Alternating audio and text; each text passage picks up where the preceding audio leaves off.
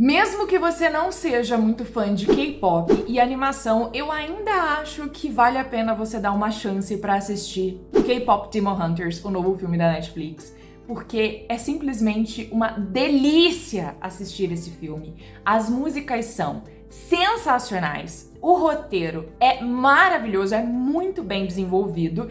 E eu sinto que se você foi uma pessoa que enquanto crescia gostava de Três Espiãs Demais, você vai se apaixonar nesse filme. Não tem outro jeito. É simplesmente amor eterno até o fim. Você vai assistir mais de uma vez, eu te garanto isso. Caso você ainda não tenha assistido o filme, qual que é a sinopse dessa história? Nós temos um mundo onde os demônios, eles conseguem acessar o nosso plano e eles roubam as nossas almas para enviar de volta pro rei deles lá no inferno, que é um foguinho, um fogaréu chamado Gima.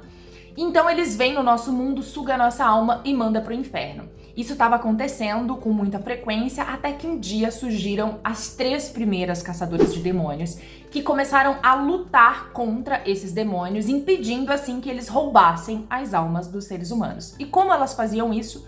Com o poder da voz. Elas usavam a música para alcançar o coração das pessoas e isso fazia com que elas tivessem força para lutar contra esses demônios, mandando eles direto pro inferno. No nosso mundo atual, essas 3 caçadoras, elas são um grupo de K-pop, porque é o gênero que tá em alta. Ai, Sarah, mas eu não gosto de K-pop. Pois aprenda a gostar! É muito bom! E aí, nós temos 3 caçadoras que são um grupo de K-pop e elas possuem nas mãos uma missão ainda maior do que as caçadoras que vieram antes delas. Quando elas cantam, elas produzem um negócio chamado Honmun. E esse Honmun, ele é quase como uma proteção na Terra, que irradia na Terra, impedindo que os demônios acessem a Terra com facilidade.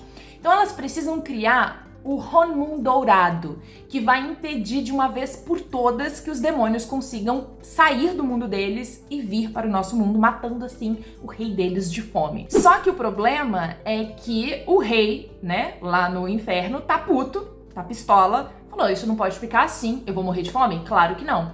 E aí, um dos súditos dele tem uma ideia de vir pro nosso mundo e criar um boy group, um grupo de K-pop masculino, para tentar roubar os fãs das Huntrix, que é o nome dado pro nosso trio de K-popers. E por que ele vai fazer isso? Porque o que fortalece as Huntrix é justamente os fãs, né? O poder dos fãs. E isso é um negócio que eu amo muito, porque eu sou apaixonada, né, por um grupo de K-pop, como vocês podem ver aqui atrás de mim, chamado Stray Kids. E toda vez que eu vou num show, seja ele de K-pop ou não, eu sinto que a plateia, ela traz uma energia, uma força, que é surreal.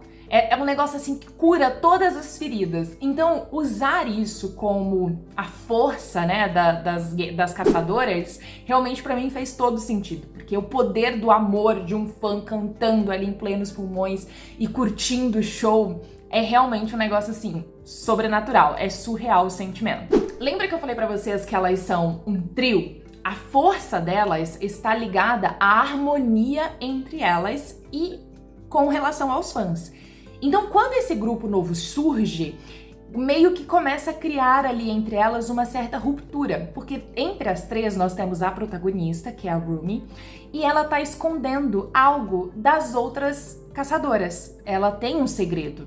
E esse segredo pode ser realmente algo que vai fragilizar e muito a relação das 3, fragilizando assim por completo todo o poder delas. Então, o roteiro ele vai abordar um pouco o fato de que muitas vezes a gente é criado de uma forma que faz com que a gente acabe se podando e não podemos ser nós mesmos, né? É esse o discurso do filme, é sobre você crescer sem ter a liberdade de ser você mesmo. E aí lembra que eu falei que a força delas é a música? Então a primeira música, elas estão combatendo os demônios, então a letra vai ter sentido com isso. Cada música na trama mostra pra gente o que elas estão passando, como elas vão vencer do que elas precisam vencer. E aí tem um momento que a voz da nossa protagonista falha, e é muito interessante que, caso você ainda não tenha visto o filme, que você preste atenção na letra da música que ela está tentando cantar quando a voz dela some. Porque ela tá tentando dizer algo que não é verdade dentro do coraçãozinho dela e por isso a voz dela não corresponde com o que ela está tentando cantar.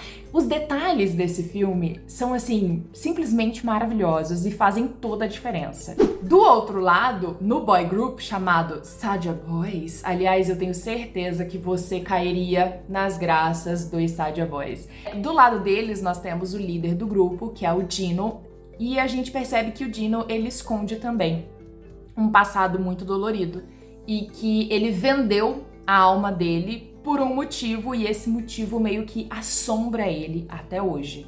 E é esse segredo que faz ele se conectar com a nossa protagonista, com a Rumi, porque os dois meio que se completam de uma certa forma. Você já pode esperar um mini romancezinho dentro dessa história também. E a partir daqui vamos falar com spoiler, ok? Então se você não quiser nenhum spoiler de K-Pop Demon Hunters, não continue esse vídeo, volte mais tarde, depois de você assistir o filme, ok? Começando sobre a personagem Rumi. Eu gostei muito do desenvolvimento dela, de novo, eu já meio que toquei nesse assunto no início do vídeo, mas eu gosto muito de como ela não consegue cantar quando a música está dizendo sobre ser livre, porque naquele momento da história ela é tudo menos livre. E muito pelo contrário, ela se sente cada vez mais presa, cada vez mais aprisionada pela mentira que ela está contando, pelo segredo que ela está escondendo das pessoas que estão ao redor dela. E é muito doido porque ela foi orientada pela Celine a manter esse segredo das pessoas extremamente próximas a ela, que seriam pessoas que deveriam compartilhar com ela esse sentimento, esse segredo, né? Até mesmo para entender a importância de criar logo o Golden Hammond, né? O Hammond dourado. E ela não pode compartilhar isso, então ela carrega esse sentimento, ela vai ficando cada vez mais presa e a voz dela vai se perdendo, porque como ela vai cantar uma música sobre liberdade se ela sequer se sente livre? E aí, no momento que ela consegue falar sobre isso com alguém, no momento que ela tem a liberdade de ser ela mesma, a voz dela volta. Ai, gente, o detalhezinho aqui, entendeu? E eu sinto que quando a gente chega lá no final, muita gente ficou chateada, né, com o que acontece com o Dino. Mas pra mim, faz todo sentido que a gente veja ele se sacrificando pra salvar a Rumi. Porque ele cometeu algo muito grave, né? Ele primeiro vendeu a alma dele. Isso não é um passeio no parque, convenhamos. Não só ele vendeu a alma dele, mas ele deixou a mãe e a irmã para sofrerem enquanto ele vivia do bom e do melhor. Então, assim, ele carregava uma culpa muito grande dentro do coração dele. E para se redimir, ele precisaria entregar algo tão grande quanto o que ele fez anteriormente, né? Tão grande quanto vender a própria alma, tão grande quanto deixar a mãe e a irmãzinha sofrendo para trás. Então, quando ele se sacrifica e olha pra Rumi e fala, você devolveu minha alma, é porque realmente foi isso que aconteceu. Se ele não se sacrificasse ali, não bastaria simplesmente ele se arrepender.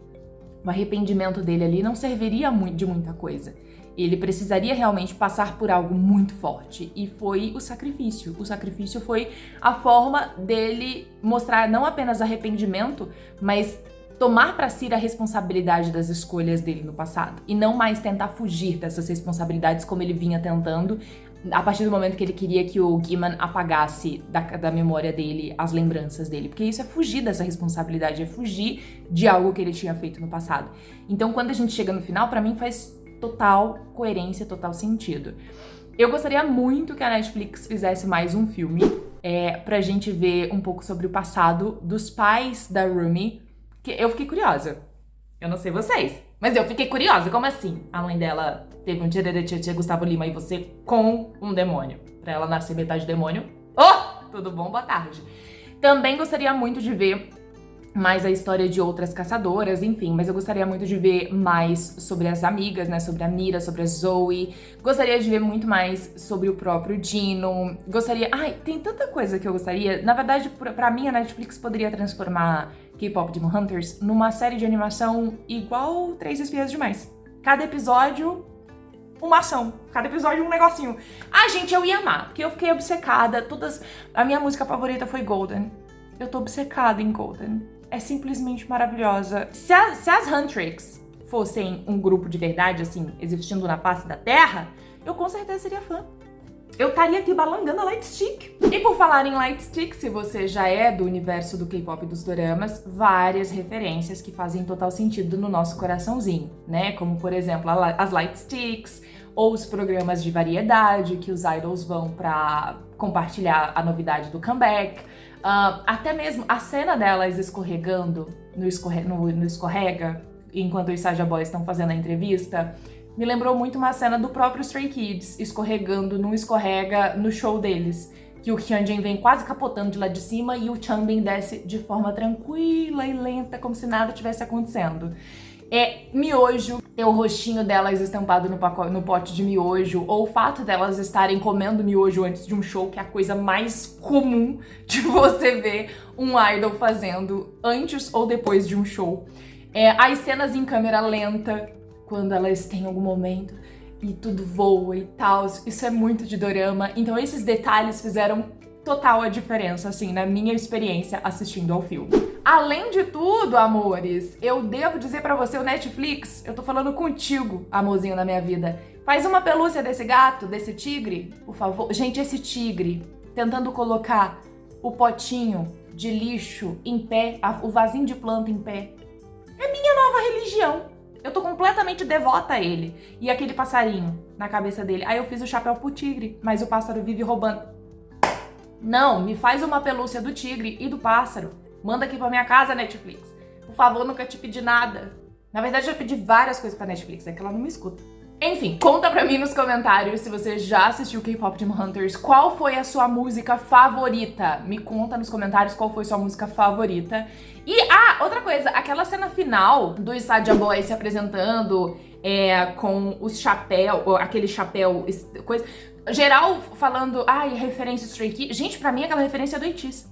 Se eu não me engano, o ATEEZ tem uma música que eles dançam com aquela roupa igualzinha. É só um adendo que eu queria fazer aqui.